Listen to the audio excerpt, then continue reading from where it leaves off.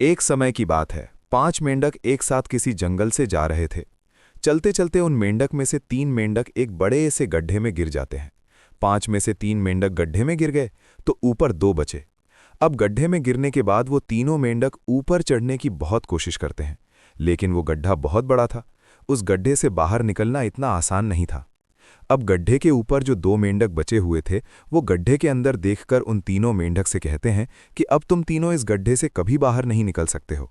ये बहुत बड़ा गड्ढा है, तो तुम्हारा कोशिश करना व्यर्थ है।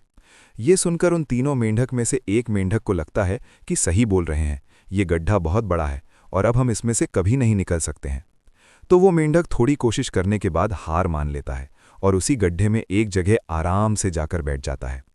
अब बाकी जो 2 मेंढक थे वो अभी भी ऊपर चढ़ने की कोशिश कर रहे थे। अब उन दोनों को देखकर ऊपर वाले मेंढक फिर से उन्हें ये कहते हैं कि तुम जो कोशिश कर रहे हो वो बेकार है।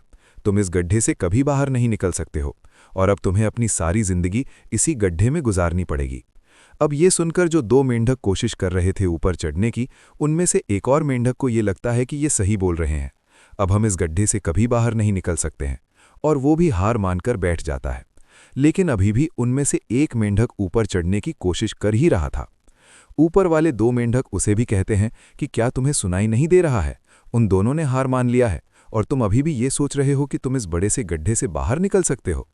वो ऊपर वाले दोनों मेंढक उसे बोलते रहे, लेकिन उनकी बातों का उस मेंढक पर कोई असर नहीं हुआ और वो मेंढक कोशिश करता रहा और कोशिश करते करते वो उस गड्ढे से बाहर निकल गया। अब उसे वो सारे मेंढक देख रहे थे कि ये बाहर कैसे निकल गया। मैं आपको बताता हूं कि वो मेंढक बाहर कैसे निकला। वो मेंढक इस बड़े गड्ढे से इसीलिए बाहर निकला क्योंकि वो मेंढक बहरा था, उसे कुछ सुनाई नहीं देता था।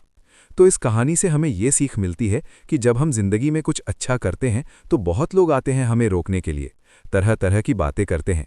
लेकिन अगर आपको अपने काम में कामयाबी हासिल करनी है तो बहरे बन जाओ, उनकी बातों का अपने ऊपर कोई असर ही मत होने दो। क्योंकि सबसे बड़ा रोग क्या कहेंगे लोग तब भी कहते जब आप कुछ नहीं करते हो और तब भी कहते हैं जब आप कुछ करते हो। तो चाहे आप कुछ करो या ना करो, लोगों का काम है कहना और वो तो कहेंगे ही।